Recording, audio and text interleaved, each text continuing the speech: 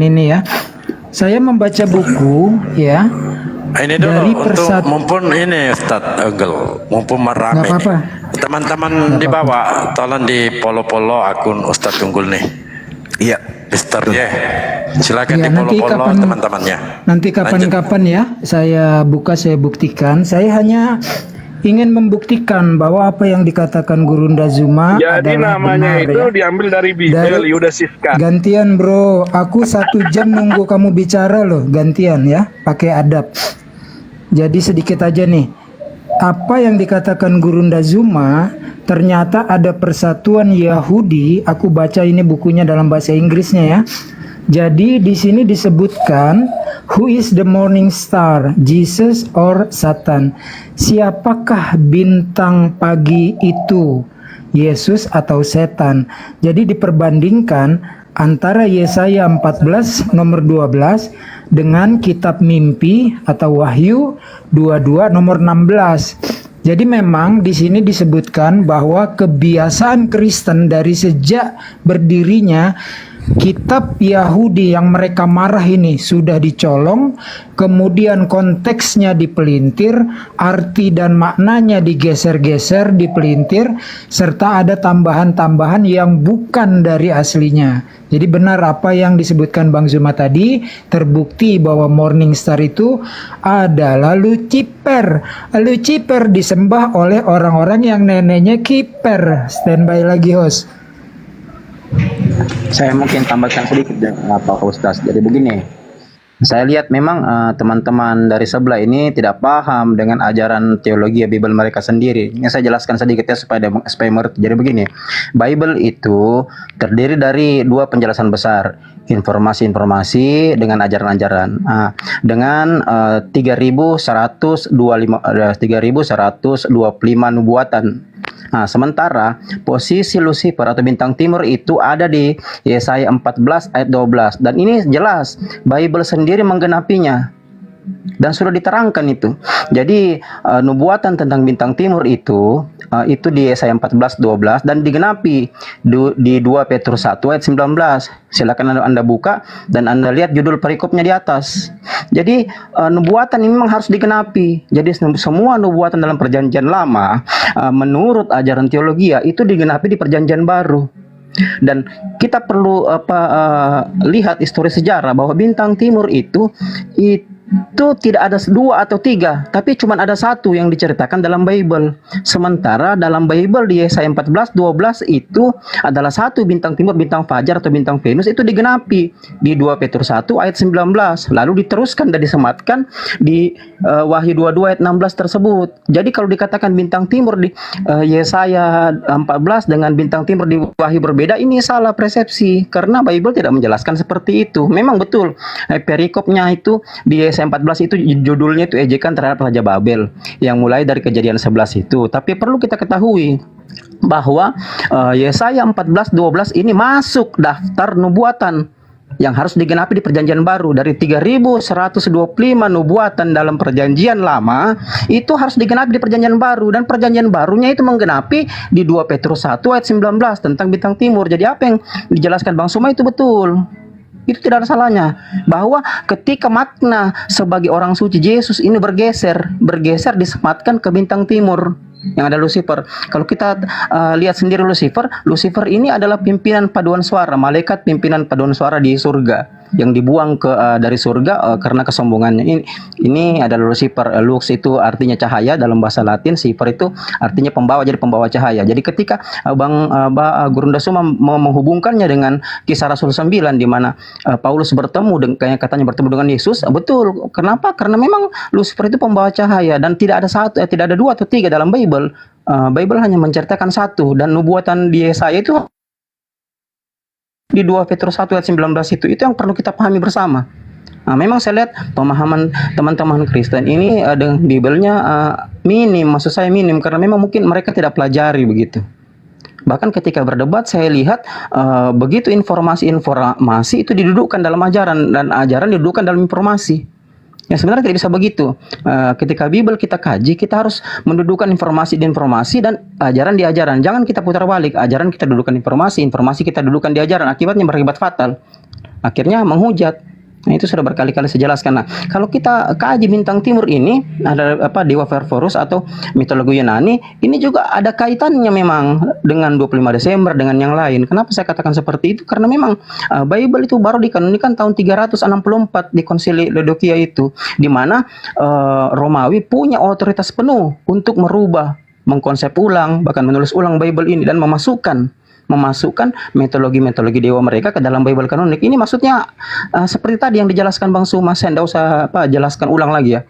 Apa maksudnya ini? Memang maksudnya memang disiarkan begitu. Memang agama siar.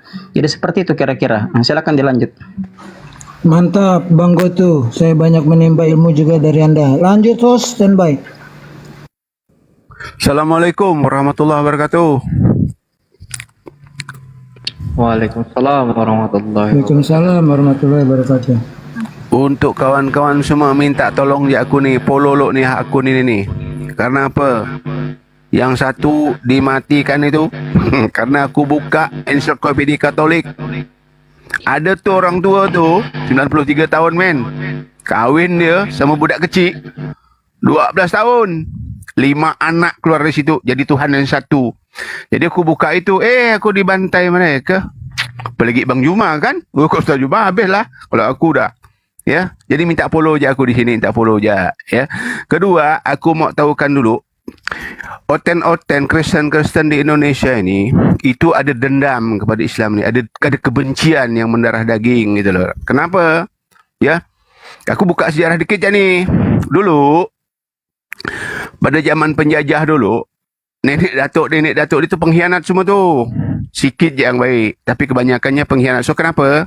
Aku bilang kan, dulunya jadi londo ireng, Belanda hitam bahasa Melayu kami, ya kan gitu. Nah, ada dendam. Lebih itu, tiba-tiba meningkat mereka ni. Tahun 90-an itu lebih 10%. Ya kan? Lebih kurang 10% tu meningkat. Ya, rupanya PK1 tragedi 65 itulah yang pindah ke Kristen.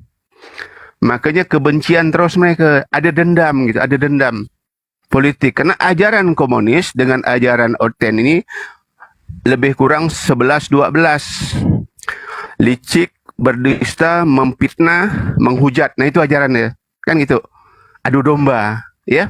Nah, seperti itu. Jadi ndak aneh buat aku karena ajaran mereka tuh ndak akan sempurna. Ajaran mereka ndak licik, menipu, berdusta, memfitnah. Itu satu ajaran mereka, keutamaan ajaran mereka itu. Maka kebencian terus. Jadi ajaran kasih itu slogan aja.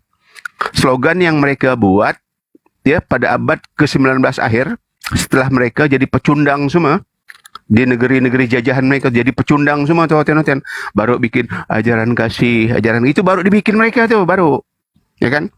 Makanya Herbert Lucy dalam buku di Amerika itu, ajaran kasih itu hanya kedok untuk menutupi kebiadaban Kristen masa lalu dan hari ini. Oke, makasih ya. Lanjut, makasih kawan-kawan. Udah follow, yang udah follow, yang jomblo segera dapat jodoh ya. Yang jomblo segera dapat jodoh, cepat, murah rezeki. Akun mati bikin lagi, akun mati bikin lagi, jangan panik. Lanjut terus. Jangan panik. Lanjut. Ya, kawan-kawan maaf ya, pada aku pun dah masuk Johor, aku mundur dulu sebentar. Aku keluar. Makasih kawan-kawan semua ya. Yang udah follow, yang jomblo segera dapat jodoh, yang udah dapat jodoh bisa nambah-nambah lah. nambah manas gitu, nambah manas hotel. Makasih kawan-kawan ya. Ustaz Unggul, Ustaz Juma, semua kawan-kawan semua sini ya. Ustaz Dalbo, anak pamit langsung nih. Assalamualaikum warahmatullahi wabarakatuh. Karena udah masuk Johor padaku. Assalamualaikum warahmatullahi wabarakatuh. Jadi saya lanjut ini Bang Henlot, sedikit sejarah, mungkin saya edukasi sedikit sambil nunggu-nunggu Bang Suma selesai sholat. Jadi apa yang dikatakan Bang Henlot ini ada betulnya juga. Jadi begini, saya tarik sejarah sedikit ya. Jadi begini, tahun 1494 itu ada perjanjian yang dicetus oleh Paus Alexander ke-6 tentang perjanjian Tordesillas itu. Jadi begini. Nah, dari perjanjian Tordesillas itu melibatkan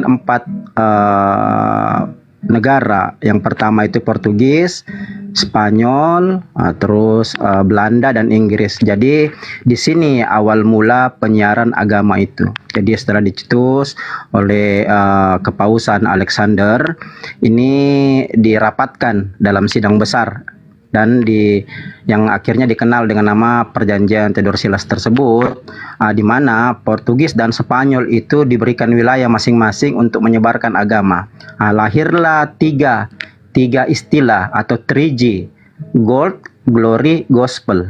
Mungkin sudah ada yang pernah dengar ya.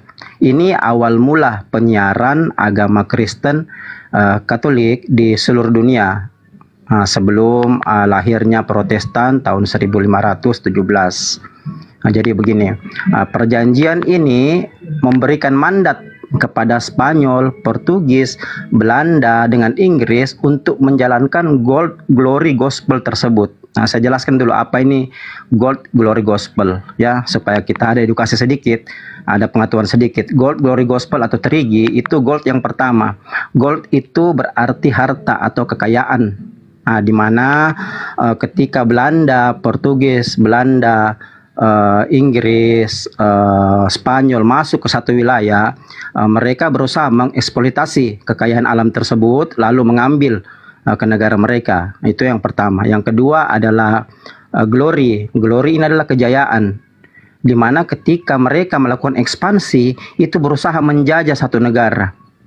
Jadi mereka menjajah, lalu mereka memasukkan pengaruhnya di situ dalam satu negara yang mereka jajah. Yang ketiga itu adalah gospel. Gospel ini pemberitaan tentang Bible kanonik itu. Jadi ini tidak bisa dipisahkan. Jadi kalau dikatakan bahwa Kristen disebarkan lewat penjajah itu betul, karena memang ada perjanjian yang bernama Tordesillas tadi tersebut. Jadi sudah dicetus tahun 1494. Jadi di sini awal mula penyebaran Kristen melalui penjajahan. Jadi ketika Portugis masuk ke Tapanuli pertama kali tahun 1600-an itu menyebarkan agama Katolik. Tapi setelah mereka masuk menyebarkan, Spanyol yang diberikan wilayah ke barat, sementara Portugis berikan wilayah ke timur. Ini Spanyol memonopoli. Spanyol juga masuk ke Malaysia, masuk ke tempat-tempat yang lain, masuk ke negara-negara bagian timur yang lain. Akhirnya diadakanlah Perjanjian Saragossa. Perjanjian Saragossa itu membuang atau melempar Spanyol keluar kembali ke wilayah barat, daerah Eropa sana. Jadi yang diberikan kekuasaan pada saat itu di wilayah timur ada dua negara, yaitu Belanda dengan Portugis. Makanya jangan heran ketika Belanda masuk menjajah Indonesia itu, karena memang sudah diberikan wilayah oleh Paus pada saat itu bahwa Indonesia ini masuk dalam wilayah jajahan Portugis dan Belanda. Makanya Belanda dan Portugis masuk kemari untuk menyebarkan God, Glory, Gospel tersebut. Jadi kalau Anda katakan bahwa dibawa dengan bukan dengan penjajahan, Anda salah. VOC itu adalah bagian dari gold tersebut. Jadi gold, Glory, Gospel ini tidak bisa dipisahkan. Kenapa? Karena memang ini bagian dari pemberitaan atau bagian dari perintah Paus Alexandria, memang yang harus dipatuhi. Tidak bisa dilanggar karena ini perjanjian 4 negara, di mana gospel itu Bible kanonik itu harus diberitakan ke seluruh dunia dan dibagi-bagi. Spanyol ke sini, Portugis ke sini, Belanda ke sini, Inggris ke sini. Jadi sudah diatur semua oleh Paus pada saat itu. Jadi begitu mereka masuk ke satu negara, selain mereka menguras kekayaan alam di negara tersebut, mereka juga mencari kejayaan, mereka mendirikan organisasi atau mereka menguasai kepala-kepala suku di situ untuk mendapat kejayaan. Terus mereka melakukan ini pemberitaan Bible ini. Jadi tujuannya sebenarnya pemberitaan Bible. Jadi penjajahan itu tujuannya untuk pemberitaan Bible. Itu mungkin sedikit dari saya supaya ada edukasi sedikit. Oke, lanjut silakan Pak Ustaz. Iya, tambah ya. Ada teman-teman lain dulu yang mau bicara? Oke, kalau nggak ada sambung saya ya. Jangan dilupakan pula dari perjanjian Tordesillas nanti disambung dengan Saragossa. Ada satu yang justru paling penting, yaitu Reconquesta.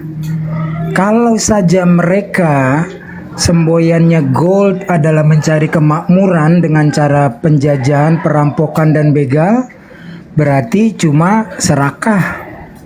Kemudian glory, setiap negara tentunya pengen memiliki kejayaan dalam bidang apapun, terutama militernya ya, angkatan laut saat itu sangat berperan. Kemudian gospel, yang mereka gadang-gadangkan ajaran kasih, tetapi kenapa kebenciannya begitu luar biasa?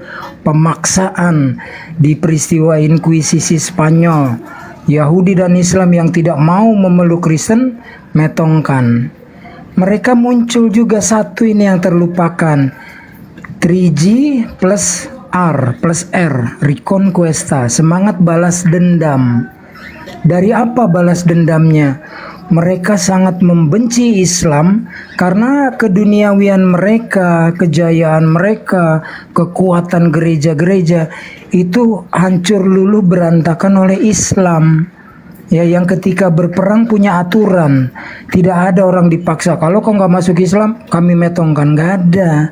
Ya, itu sejarah panjang dan kita akan skip dulu lah ya supaya nggak kepanjangan. Semangat Reconquista ini dimulai dari ketika Raja Perancis yang tertangkap kemudian ditebus, berkumpul mereka berhadapan dengan pemimpin Katolik waktu itu, Paus ya.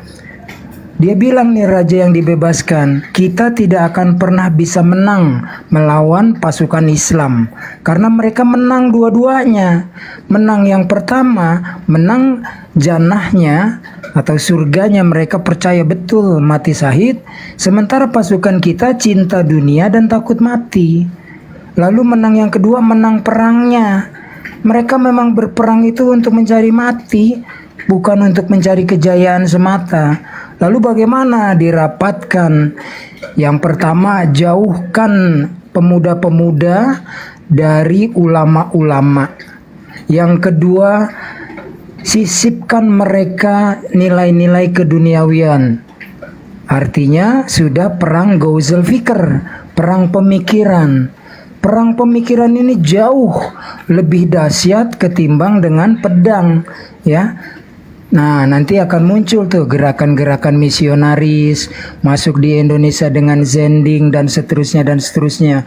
Bekas-bekas warisan mereka, kebencian terhadap Islam, ya, fitnah karena nggak mampu berbicara tentang Al-Quran, yang difitnah pembawa utusannya, yaitu Nabi Muhammad SAW.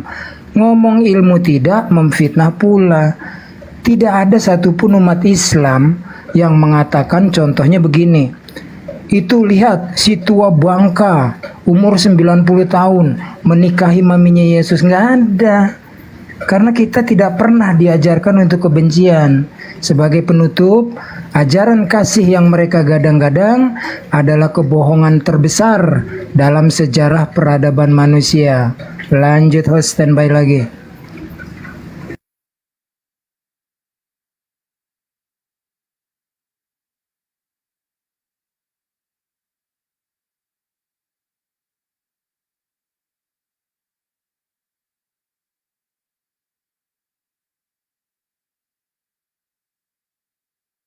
Hostnya sholat kali ya. Bunda Wanda, monitor nggak? Bang Bayu, Bang Imrus.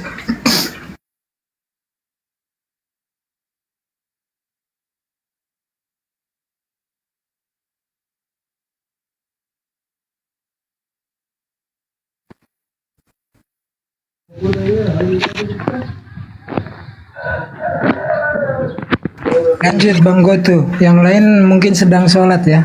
Aku juga jelang-jelang azan. Silakan lanjut Bang Gotu. Ya, saya kepental-pental terus nih.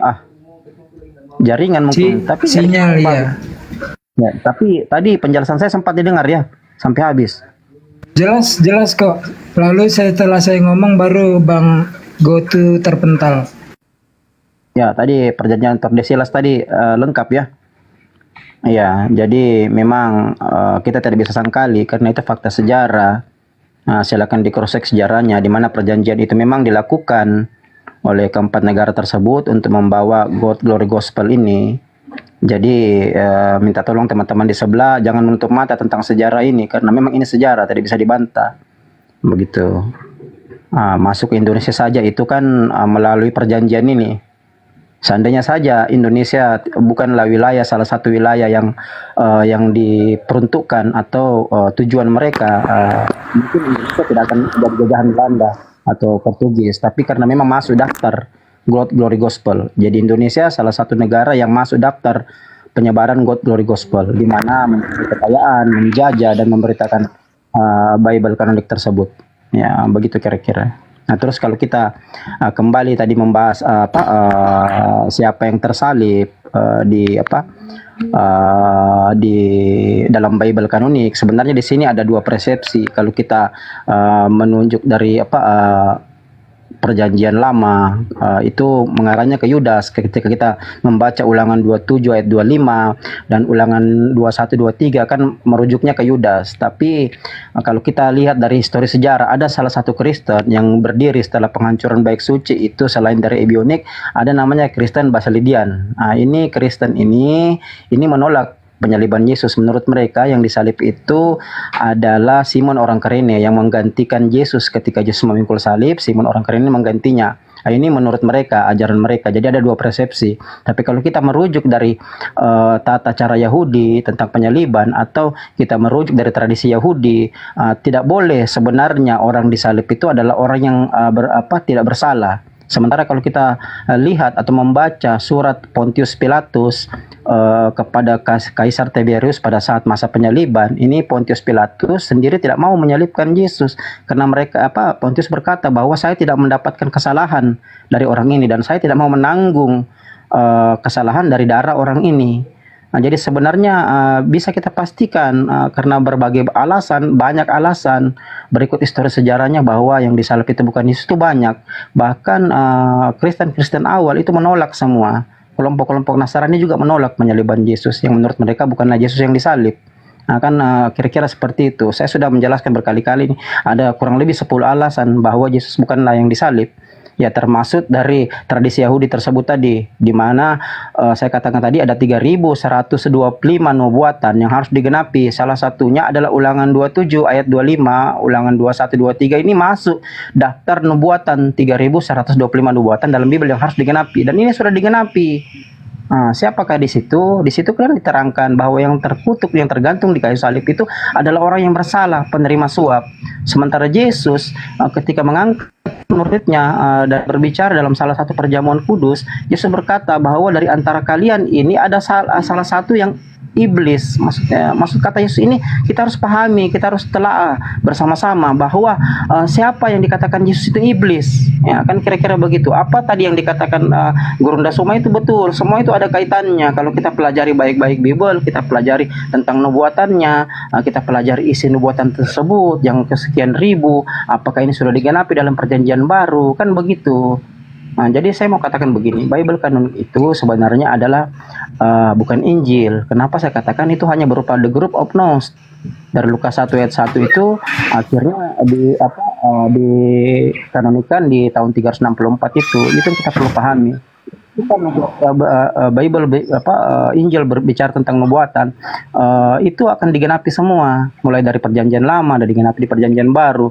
Dan ketika Injil berbicara di Matius, Markus, Lukas, Yohanes yang katanya tidak tervalidasi atau tidak ketahuan siapa penulisnya, ini sebenarnya masih ada sisa-sisa sabda Isa yang tersisa dalam Injil apokrifa atau Injil Gnostik, bahkan Injil Gospel Kristen Basilidian tadi itu. Silakan di cross sejarahnya, atau mungkin Kristen Ebionik.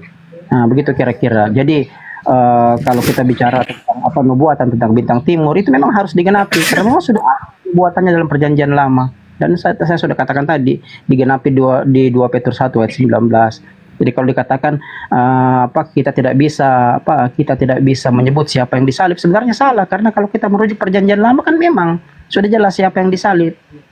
Kan begitu. Nah, coba dikoreksi ulang di Ulangan 27 25 dan Ulangan 21 23 itu. Kan jelas sekali di situ. Kalau kita merujuk tradisi Yahudi, siapa sebenarnya yang disalib? Kan yang disalib itu adalah penerima suap. Yang Yesus katakan bahwa dari antara 12 kalian itu ada salah seorang adalah iblis. Kan begitu. Kalau kita kaitkan dengan bintang timur, dengan disematkannya nama Yesus di Wahyu 22 ayat 16, kan sekali siapa yang disalib itu. Jadi saya rasa tidak perlu dipertanyakan itu. Kalau kita mau pelajari Bible dengan baik, kita menggunakan akal, bukan doktrin. Nah, begitu kira-kira. Silakan dilanjut yang lain. Ya mantap. Teman-teman yang lain silakan. Saya juga senang kok kalau mendengar supaya bertambah luas wawasan saya, menyimak menimba ilmu. Silakan yang lain.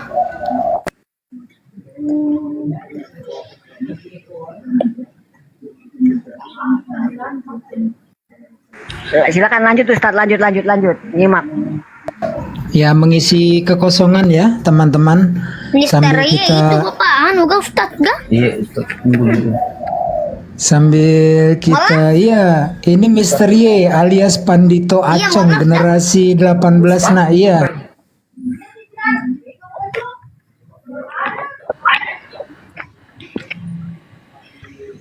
Oh iya, kalau tidak ada lagi lanjut saya edukasi saja nih supaya yang dibawa mudah-mudahan dibawa ini masih banyak yang nonton ya, masih banyak yang aktif ya. Jadi Oh iya. Suara saya nggak terdengar ta? Ada suaranya ada. Lanjut Pak Ustadz. Ya, Pandito. mengisi kekosongan ya. Sebelum Gurunda Zuma naik lagi bersuara, beliau sedang menjalankan ibadah sholat zuhur ya. Baiklah, memang selalu dipertanyakan kalau disebut diserupakan siapa orangnya dalam Al-Quran ya, itu selalu yang menjadi pertanyaan bagi saudara-saudara kita Kristen. Kalau umat Islam itu ya apa adanya gitu loh, nggak pernah berasumsi liar. Bahkan kita tidak berani mentafsir Al-Quran kecuali dengan merujuk kepada para mufasir, para pentafsir Al-Quran yang sedikitnya memiliki 15 keilmuan untuk mentafsirkan Al-Quran. Al-Quran tidak mengatakan yang diserupakan adalah si fulan, ya. Kenapa? Karena bagi kita yang paling penting, yang paling utama adalah bahwa Allah itu maha mendengar dan maha mengabulkan doa. Tidak mungkin utusannya yang mulia, yaitu Yesus, peace be upon him, alaihi salam, didiamkan dalam versi gospel, menangis semalam-malaman sampai keringatnya sebesar jagung, bulir-bulir jagung. Nggak dijawab. Ini Tuhan macam apa? Tuhan yang bisu, Tuhan yang budek. Sampai teriakan terakhirnya, Eloi Eloi lama azabtani, ya. Ini tidak ada jawaban. Jadi sangat tidak masuk akal Tuhan yang bisu dan tuli. Nah, di dalam Islam Yesus diselamatkan. Allah tidak sudi utusannya yang mulia dihina, dipukuli, dicambuki, bahkan ditelanjangi, ya. Dan kalian berjingkrak-jingkrak mengabarkan berita gembira ini tentang pemetongan anak Maria. Nggak ada ajaran nabi-nabi dan utusan-utusan Tuhan bahwa penebusan dosa adalah dengan menumbalkan manusia. Itu ajaran pagan, fix pagan. Di dalam kitab Tanakh, penebusan dosa macam-macam medianya. Yang pertama pertobatan, yang kedua dengan kurban hewan, yang ketiga termasuk sedekah, dan banyak sekali media-medianya, mengingat Elohim. Jadi banyak medianya, tapi tidak satu pun diajarkan kita metongkan anak orang. Udah yang dimetongin anak orang, lu yang terima bersihnya, tiba-tiba dosa auto diampuni. Pemikiran apa ini? Ya. Tetapi kalau bicara dalil, Al-Quran itu punya, Islam itu punya dua dalil. Yang pertama Al-Quran, yang kedua Al-Hadis. Di dalam hadis memang disebutkan, ya, ada yang menyebutkan itu Yudas Iskariot, ada yang menyebutkan Narjis, ada yang menyebutkan Thomas murid yang paling muda, yang paling berani menggantikan. Tetapi ini pun juga membuktikan bahwa mereka, informasi dari Al-Quran disebutkan dalam keraguan-raguan. Judaism di dalam Talmud percaya telah memetongkan Yesus. Dengan cara apa? Dirajam. Karena hukum bagi penghujat Tuhan dari perspektif Judaism adalah dengan cara dirajam. Disalib itu adalah cara Romawi, bukan cara Judaism. Nah, sekarang adakah bukti bahwa benar Yesus? Elia Kodam, dia bilang ada referensi dari luar, sejarawan-sejarawan semua mencatat. Itu kebohongan besar ya. Saya mengkaji, melakukan riset pustaka. Ada 3 sejarawan besar yang disebut, yaitu Josephus Flavius, lahir tahun 37 Masehi. Ya, kurang lebih 4 tahun sesudah Yesus diangkat ke langit, dia baru lahir. Ketika Yesus diangkat ke langit, Josephus Flavius masih jadi air. Di situ tidak menulis, ada tertulis memang penyaliban dari Romawi, tapi tidak disebutkan namanya Yesus putra Maria, nggak ada. Kemudian nanti yang berikutnya Tacitus tahun 55 Masehi juga tidak menyebutkan ada bernama Yesus putra Maria disalibkan. Dan yang ketiga Lucianus, sama, setali 3 uang, lahir tahun 125 Masehi, nggak ada. Bahkan yang lebih canggih, ada Justus of Tiberias, Justus dari Tiberias, ya, bertempat yang sama dengan saat Yesus melakukan dakwahnya. Nggak ada itu disebut, padahal zamannya sama. Apalagi Pliny the Elder, Pliny the Younger, dan yang lain-lain. Mereka, para penipu-penipu ini menyisip-nyisipkan tapi diragukan keasliannya oleh siapa? Para peneliti kekristenan sendiri, Christian scholars, ya. Jadi begitu kita kalau menjawab, Islam itu nggak pernah asumsi liar. Apa yang tertulis di Al-Quran, itulah yang kami sebutkan. Apa yang tidak tertulis, nggak kita karang-karang. Lanjut Bang Imrus, standby. Oh ya, dengar itu tadi yang bertanya, ya alhamdulillah ya udah dijawab ya. Kenapa kok nggak dicatat sih namanya? Itu kalau nanti dicatat namanya di Al-Quran, apa jadinya loh? Kalau ada Al-Quran yang namanya dicatat itu, siapa yang menyerupakan itu, ntar disembah lagi sama Oten. Mau nambah Tuhannya Oten, mau nambah berapa banyak? Hah? Inilah dia penyelamat Tuhan Oten. Apa jadinya coba? Al-Quran tuh udah canggih. Udah, lanjut Pak Ustadz. Iya, gantian Bang Goto. Memang betul, kenapa Al-Quran tidak menarasikan nama tersebut, siapa yang tersalib? Karena memang dalam nubuatan perjanjian lama itu nama tidak tersebut di situ. Makanya kalau Anda katakan kalau Anda tanya orang Yahudi apakah percaya dengan Yesus tersalib, jelas mereka katakan kami tidak percaya. Kan begitu, karena memang tidak ada nubuatan yang menjelaskan nama tersebut. Yang dijelaskan itu cuman penerima suap, cuman orang yang berdosa. Kan begitu. Jadi ya betul lah, seandainya saja Al-Quran menulis nama di situ, otomatis akan tidak sejalan, tidak selaras dengan apa yang tertulis dalam kitab Tanak atau dalam perjanjian lama. Jadi sudah betul itu, tidak ada salahnya itu Al-Quran, karena memang tidak harus disebut itu nama, karena memang tidak sesuai dengan nubuatan. Kalau disebut nama berarti tidak sesuai dengan nubuatan, sementara nubuatan tidak pernah menyebut nama. Kan begitu. Itu yang perlu kita pahami bersama. Jadi kenapa ketika dalam Bible kanonik itu dikatakan bahwa Yesus yang tersalib, sebenarnya sumber ini kan tidak jelas. Bahkan semua murid pun merasa ragu-ragu. Kan begitu. Nah, kalau kita lihat Injil mula yang dipakai Ebionik, yang dipakai oleh Kristen Basilidian, itu kan tidak menuju ke situ. Bahkan mereka katakan yang tersalib itu bukan Yesus. Kan begitu. Itu fakta sejarah, kita tidak bisa bantah karena memang mereka adalah Kristen-Kristen awal yang didirikan setelah penghancuran Baik Suci tahun 70 setelah Masehi itu.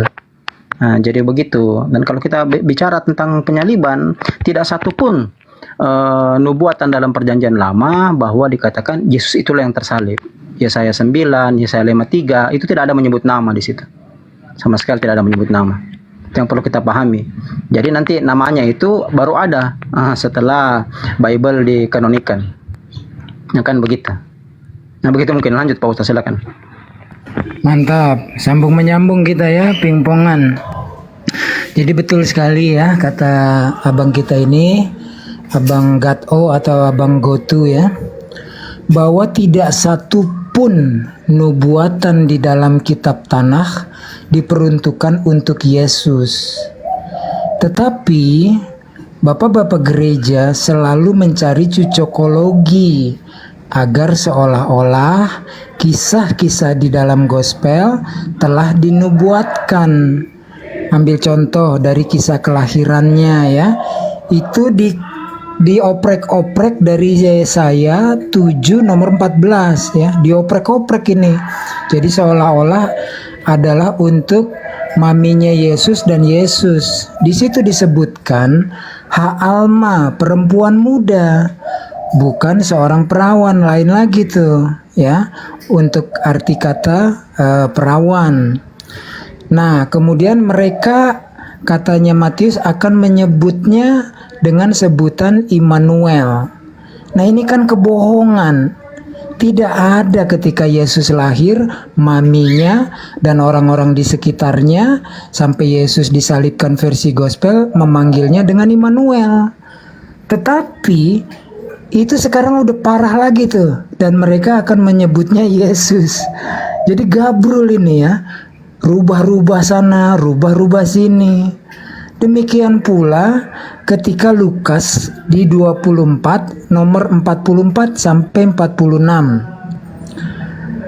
Sebab ada tertulis, kata Yesus menurut Lukas ya di 24 ayat 44 sampai 46. Sebab ada tertulis bahwasanya Mesias akan menderita, mati dan bangkit pada hari ketiga. Tertulis di mana? Kata Yesus dari Lukas, tertulis di kitab Taurat Musa, kitab Mazmur Daud, kitab Neviim, kitab nabi-nabi. Nggak ada Mesias menderita, mati, lalu bangkit di hari ketiga. Nggak ada. Dulu sayembara dari almarhum Ustadz Moko Ginta, sayembara dari Ustadz Donditan, sayembara dari saya sendiri. Ada yang menambahkan, saya kasih 1 juta sekarang juga kalau bisa menunjukkan. Lalu ada yang nambahin, saya ikutan 10 juta. Nggak ada. Saya tidak percaya Yesus itu berbohong. Bagi Islam, Yesus itu utusan Allah yang mulia. Tidaklah beliau berkata-kata kecuali kejujuran, mengatakan segala wahyu yang beliau terima. Tetapi ini dikatakan seperti ini. Saya lebih condong memilih bahwa Lukas yang berbohong, karena seorang Yesus, seorang hamba, seorang utusan Tuhan, tidak mungkin dia berbohong. Lanjut Bang Goto.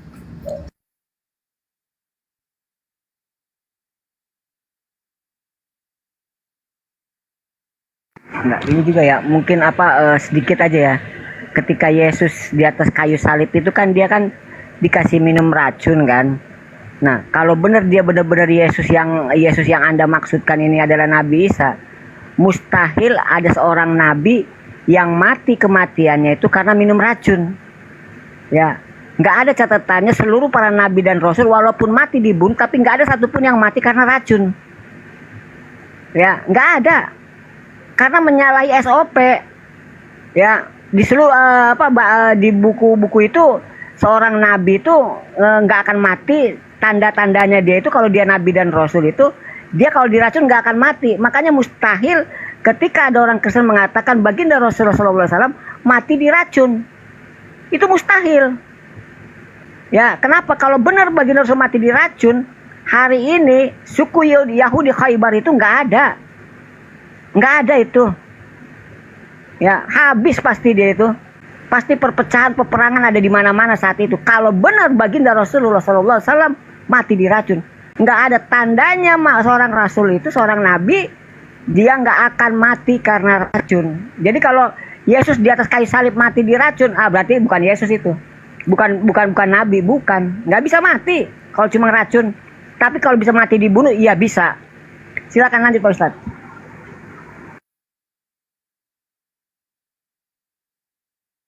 Terusin tausiahnya baru dikit. Gue udah nyatet nih, baru dapat separuh kertas, separuh halaman. Pengennya 2 lembar.